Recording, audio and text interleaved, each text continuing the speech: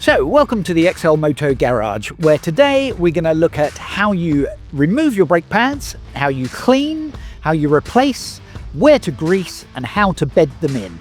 That way you'll have great brakes for when you're out and about on your bike.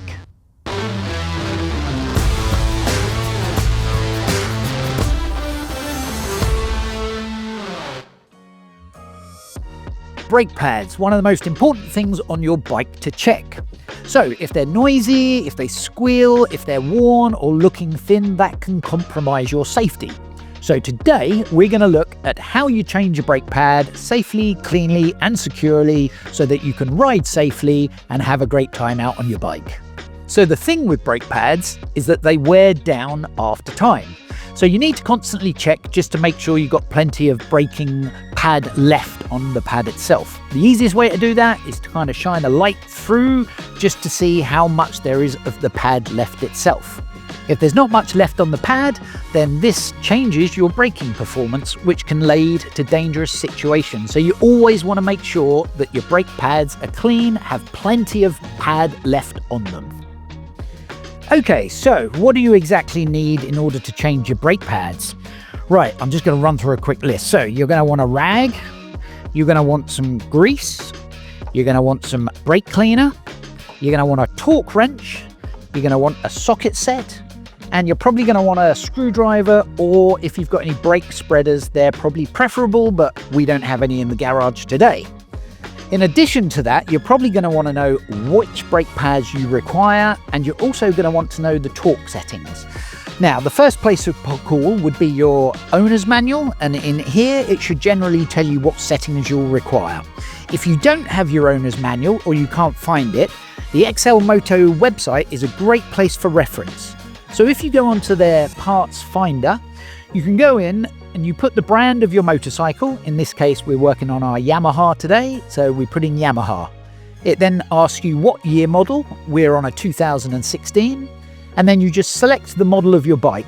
Our particular bike is an MT-07. So we'll put in MT, and there we are, 07.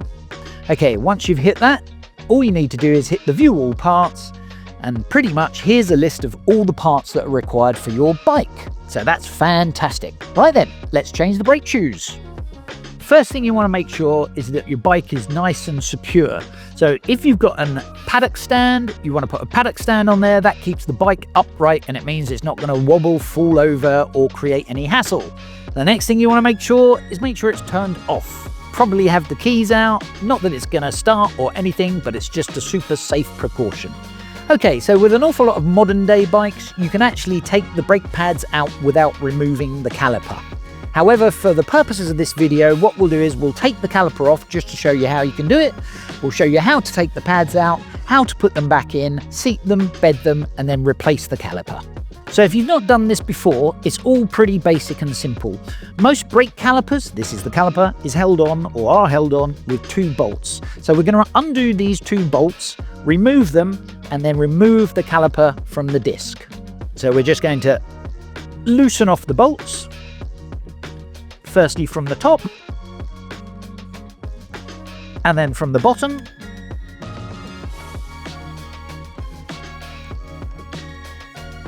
And you need to take these bolts all the way out to release the caliper.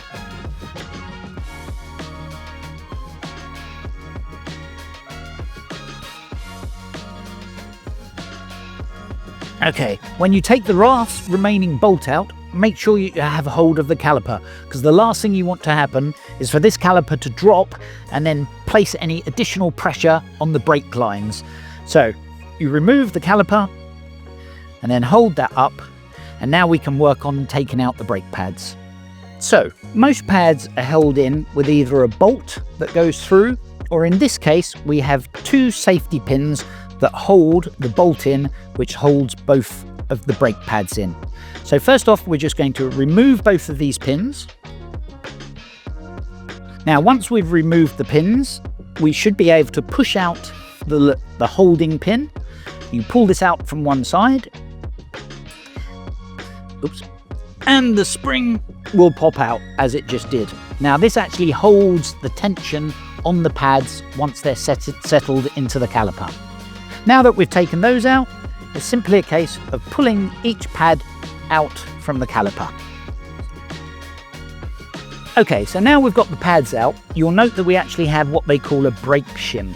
And this essentially reduces vibration and noise. So we're going to want to take this off of this brake pad and replace it onto the new pad. Very simple. You just take a small screwdriver, pop the shim off, get your new brake pad, place that on, and that just clips into place. And then we're ready to reinstall these into the bike. So for future reference, when you are changing your pads, you'll notice that this pad has 2 lines down it.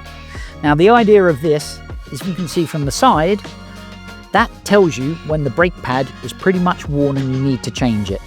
So if you can no longer see these 2 lines, it's definitely time to change your brake pads. Right, let's put them back on the bike. Okay, so we have our new pads. We have both the shims replaced on there, and we're now going to put them back into the caliper. So we'll take the bolt off that's holding it.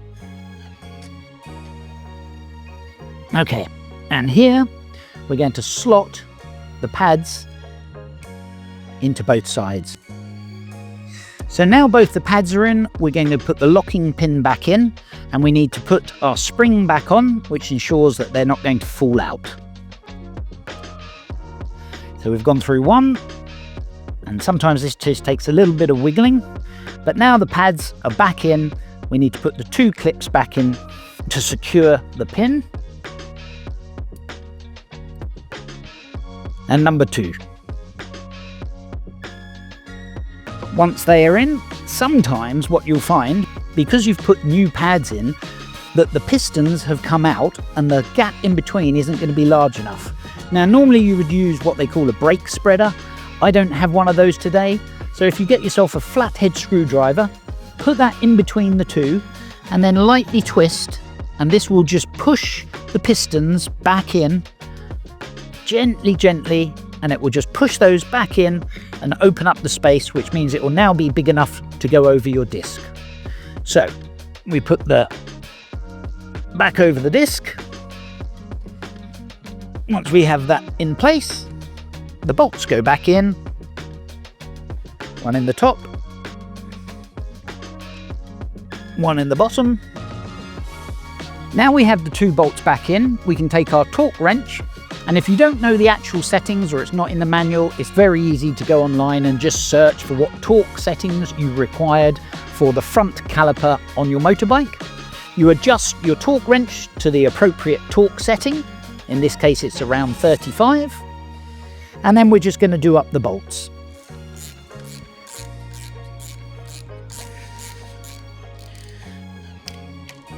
Okay, how do you know when it's tight enough? Well, a torque wrench does all the work for you. So essentially, once it clicks, that's it. You know that you're at the correct setting that you've already adjusted your torque wrench for. And that's it. You've just replaced your brake pads. Okay, so the final step, we've put in the new brake pads. One, we just wish to give the tyre and wheel a little twist to make sure that there's nothing sticking. And then you just need to build up a little bit of pressure until you feel a little bit of resistance. Spin the wheel again, and we have brand new brake pads and stopping. Fantastic.